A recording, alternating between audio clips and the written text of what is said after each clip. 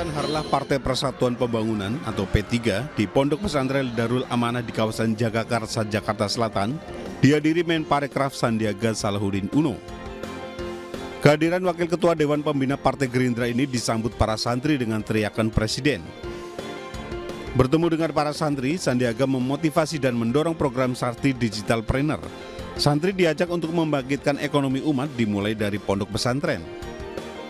Ini bagian daripada perjuangan kita karena ekonomi masih terasa, walaupun menggeliat, terasa berat bagi masyarakat Indonesia khususnya yang ada di menengah ke bawah. Kita akan all out berjuang agar ekonomi rakyat bisa meningkat dan kita bisa mencapai kesejahteraan dalam konteks penyiapan tongkat estafet pembangunan kita ke depan.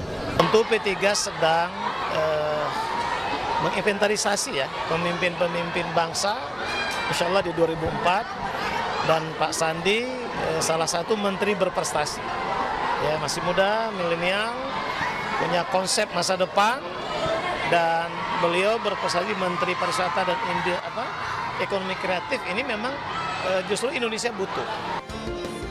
Pertemuan dengan sejumlah tokoh politik ditegaskan Sandiaga menjadi arahan pimpinan politik sebagai langkah konsolidasi dan komunikasi secara aktif untuk menghadapi tahapan akhir dari kontestasi demokrasi.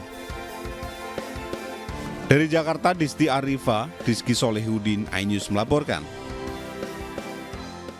Kita ke informasi lain, pemirsa. Kejaksaan Agung tengah menyelidiki kasus korupsi BTS Bakti Kominfo. Menteri Komunikasi dan Informatika Johnny G. Plate hingga adiknya Gregorius Alex Plate turut diperiksa dalam kasus tersebut lantaran dapat aliran dana senilai ratusan juta rupiah.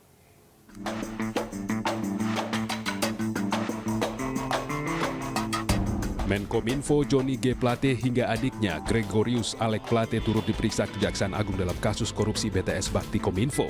Penyidik Jampitsus Kejagung menyatakan pemeriksaan Menkominfo Johnny G. Plate sudah cukup. Selanjutnya, Kejagung akan melakukan gelar perkara untuk menentukan status hukum Menkominfo Johnny G. Plate. Selain itu, Kejagung juga mendalami aliran dana kepada adik kandung Johnny G. Plate, Gregorius Alex Plate. Gregorius diketahui telah mengambil uang 543 juta rupiah.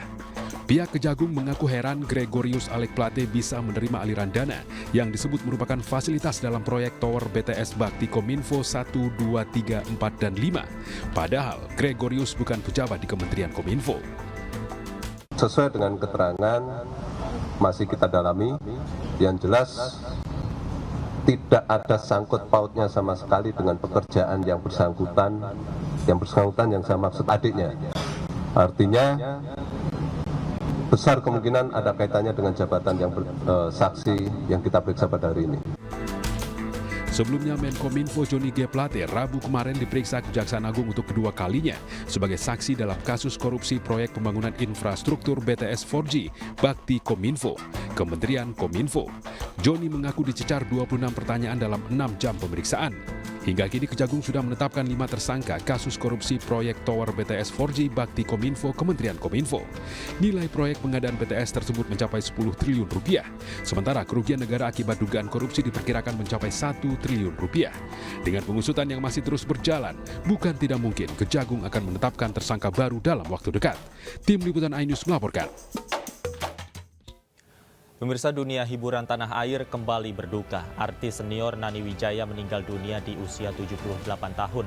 Tak hanya prestasi dan karyanya yang membanggakan, Nani Wijaya juga dikenal sebagai sosok yang rendah hati. Dan pemirsa, informasi ini sekaligus menyudahi kebersamaan kita dalam iNews sore hari ini. Anda bisa menyaksikan siaran digital iNews TV di 28 UHF untuk wilayah Jabodetabek. Tetap jaga protokol kesehatan. Saya Davi Pratama pamit undur diri. Terima kasih, selamat sore dan sampai jumpa.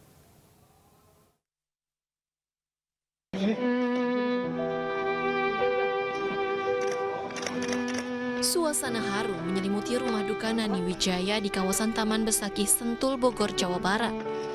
Pelayat terus berdatangan di rumah duka untuk memberikan salam terakhir kepada almarhumah Nani Wijaya. Nani Wijaya berpulang dini hari tadi di Rumah Sakit Fatmawati, Jakarta Selatan dengan usia 78 tahun. Sebelumnya, Nani Wijaya divonis penyakit kanker dan dirawat di rumah sakit pada awal tahun 2022. Selama setahun, Nani Wijaya melawan penyakitnya. Mendiang Nani Wijaya dimakamkan di tempat pemakaman umum Babakan Madang, Bogor, Jawa Barat. Nah sekarang, alhamdulillah, kita ikhlas, innalillahi wa inna ilaihi rajiun. Pergilah dia dengan baik. Kan pembantunya kali, Tika, lu salah lihat kali. Selama karirnya, Nani Wijaya dikenal melakoni peran pembantu dalam berbagai sitkom, sinetron, dan film. Rentetan film yang berhasil dibintangi Nani Wijaya diantaranya Sidul Anak Betawi, Gara-gara Janda Kaya, Catatan Si Boy, Si Cecep, Tukang Bubur Naik Haji, dan masih banyak lagi. Namanya semakin dikenal masyarakat ketika melakoni peran emak dalam sitkom Bajai Pacuri. Berkat totalitas aktingnya, Nani Wijaya meraih beragam penghargaan. Di balik prestasinya dalam dunia akting, Nani Wijaya juga dikenal sebagai sosok yang rendah hati, ramah, dan menjadi inspirasi banyak orang, khususnya seniman dan aktris muda tanah air. Berpulangnya Nani Wijaya kepada Sang Pencipta merupakan duka mendalam bagi dunia seni hiburan tanah air. Namun karya dan semangat juangnya akan dikenang sepanjang masa. Dari Bogor, Jawa Barat, Disti Arifa, Dias Triawan, iNews melaporkan.